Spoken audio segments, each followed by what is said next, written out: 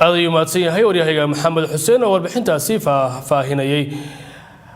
dad badan oo Soomaaliyeed ayaa qaba in dalka Imaaraadka Carabtu duulaan qaawan ku soo qaaday dawladda Soomaaliya waxaana Imaaraadka Carabtu tababaro dhinaca militariga ciidamada xoogga ee Soomaaliya siyaasiyiinta qaba in Imaaraadku dalka Soomaaliya uu duulaan ku soo qaaday waxa kamid ah gudoomiye ku-xigeenkii hore ee baarlamaanka dalka Kenya Farax Macalin oo barta Twitter-ka uu ku leeyahay ku soo qoray in dawladda Soomaaliya ay erido safiirka Imaaraadka u jooga Muqdisho haddii cadeymaha lagu helo dhacdadii shalay ka dhacday magaalada Muqdisho Farax Macalin ayaa sheegay inay caqabad Carabtu ku tahay dawladnimada Soomaaliya haddaba warbixintan gaarka ah ayaan ku eegaynaa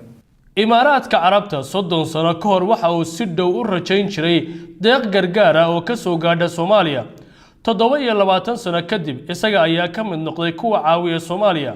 dhinacyada militariga ayuu galaangal ku yeeshay ciidamo ayuu ka qortay Muqdisho iyo Puntland Jubbaland ayuu iyana ka taageeray qalab militari xeeldeerayaasha militariga ee Soomaalida ayaa sheegay in tani tahay mid Imaaraadka Carabtu uu ku curiyaaminayo dhismaha ciidamada Soomaaliya laakiin dhag jaraq looma siinin Professor Cabdiwahaab Sheekh Cabdisamad oo kamid ah aqoon-yahanada Soomaaliyeed ayaa aaminsan in waqtigan Soomaalidu ku baraarugtay hagardaamada wadamada Carabta Soomaalida marka arrinteeda wadamadii aantii sanadkan soo gaaray wadamada Carabta marka waxay ku qanciyeen Soomaalida inay space u sheeka baxaan dagaalkan ay ku taageeri doonaan ayagoo marka ugu dan leh in Soomaaliya dagaal xun ay geliyaan oo marka yaani Soomaaliya xirigas xilli dawlad adag bay ahayd oo macnaha hadii Soomaaliya saas ku socoto oo nidaamkan dawliga hadii ku socdaan ay ku socoto yaani amniga haystaan ay ku socdaan yaani dawlad xoog badan ay noqonaysaa oo marka khayraadkeeda u dirtay in la soo baxdo marka ma doonayeen maadaama Soomaaliya meel istaraatiiji ku taalo ma doonayaan in khayraad Soomaaliya la soo baxdo ma doonayeen in dekedaha Soomaaliya ay shaqeeyaan ma doonayeen in Soomaaliya dawlad xoog badan noqoto ma doonayeen marka waxay dabada u riixaan marka dagaal inay geliyaan ay marka anaga la jirayna anaga hil hoob fidinayna dagaal bulshada ka qorshaha baa bedelina Soomaaliya dagaalka way gashay Carabta kale way kala baxday Imaaraadku waxa uu xoogga saaray inuu gacanta ku dhigo kaabayaasha dhaqaalaha ee Soomaaliya wuxuu heshiisyo la galay Puntland iyo Somaliland oo uu la wareegay maamulada dekedaha Berbera iyo Boosaaso oo qandaraasyo heshiisyadaasi ay 30 sano gaarayaan waxa kaloo heshiisyadaasi ku cad in uu la gali karo heshiis kale dawladda uu arko inay kordhin karaan wax soo saarka iyo kobaca dhaqaale ee dekedaha uu la wareegay boqolkiiba 19 ayuu Imaaraadku ku wareejiyay dekeda magaalada Berbera dawladda Ethiopia gudoomiye ku-xigeenkii hore ee dalka Kenya Farax Macalin oo arrimaha Soomaaliya aad uga hadla ayaa qaba in tani ay tahay mid Imaaraadka iyo wadamada Carabtu ay ka xun yihiin iftiinka dawladnimo ee Soomaaliya u soo baxay waxa weeyaan in jaajuus ah oo khaa'inul wadan ah oo wadan kale oo ajnabi u adeegayo oo laakiin haddana khaa'in wadanimadiisa la taagan oo dadkiisa asagoo il adeeg taagan oo oranaya meesha ma waxan marinayna wada garta Soomaaliya waa lagu soo duulay wax maanta lagu soo duulayna ma Soomaaliya waxa lagu soo duulay 74 ka bilaabat dagaalka 77 haatee macluumaadka sirtan ogaano aan hadda kooraan inta kaga hadlay waxa kamid ahayd gelista la gelinay Soomaaliya haatee dagaalka ku talagal wadama khaliijka iyo Iran oo markaas ay tuidana ku dhex jirtay iyo wax kasto iyagana mabaadi ahaanna ku kala duwan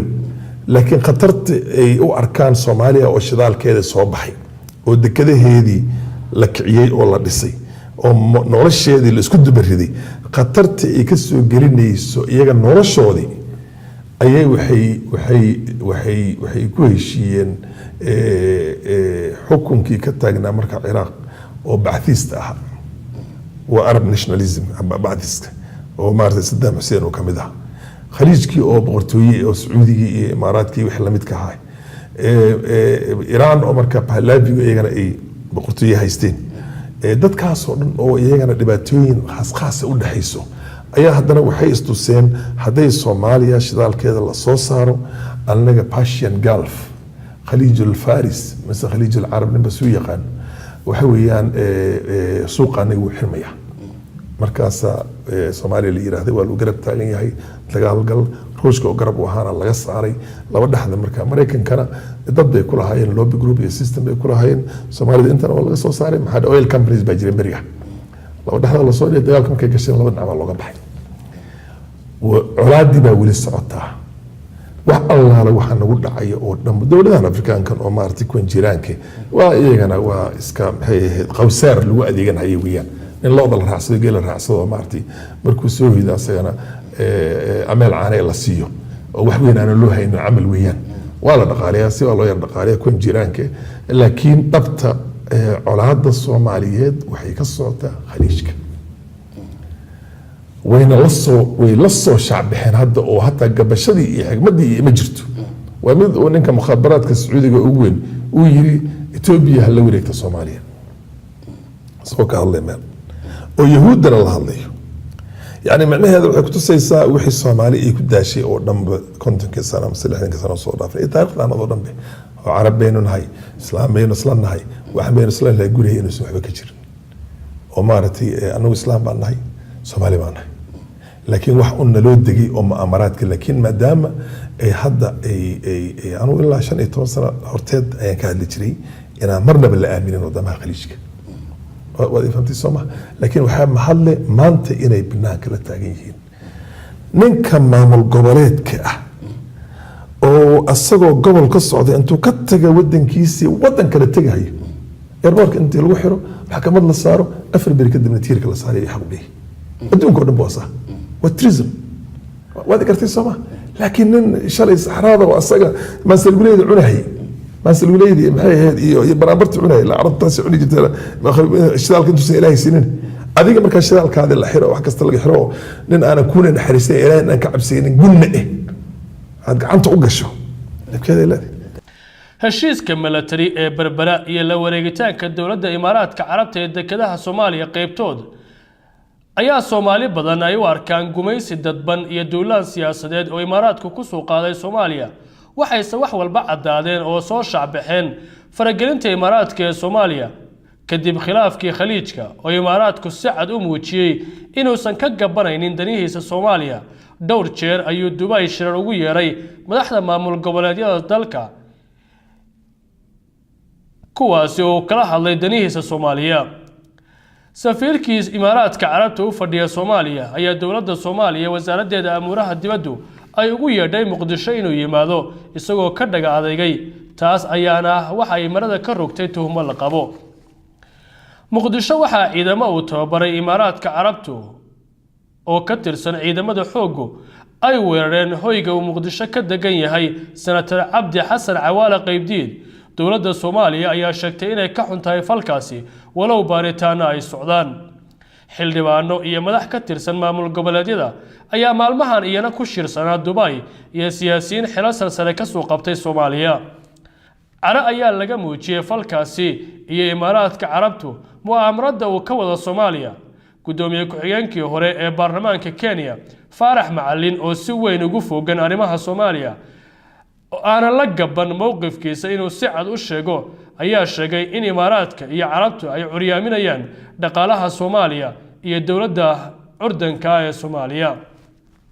بقي ستويتر كايو كسو قري أتسي وشيدي مدحوينها سوماليا هي رئيس الوزراء يسقو الشيء إن وحي كد أي مقدش الشلي هدي عضيم رسمي الله له دولة سوماليا أي إريدو سفير كإمارات كوتشوغا مقدشو إسلامركانا أي كيف جناتو تبعها أي أملاقيان ودمدا عربيد كدب خلاف كي خليج كا دولتها عربتا أي سوين قلان قلوية شي سوماليا وحين أكلا برتميان دانو هودا سوماليا أي كليهين قيبتو waxay sheegeen in dhowr boqol oo milyan oo dollar ay ku bixinayaan maalgashi Soomaaliya laakiin xeelleerayaasha Soomaalida ayaa qaba intaas ay tahay gumaysi horle oo Carabtu ay ku soo qaaday Soomaaliya dad badan oo aqoon-yahano ayaa qaba inaysan Carabtu raali ka hayn in Soomaaliya ay degto lana soo baxdo kheyraadkeeda maadaama ay ku taalo meel istiraatiiji ah oo dunidu ay isha ku hayso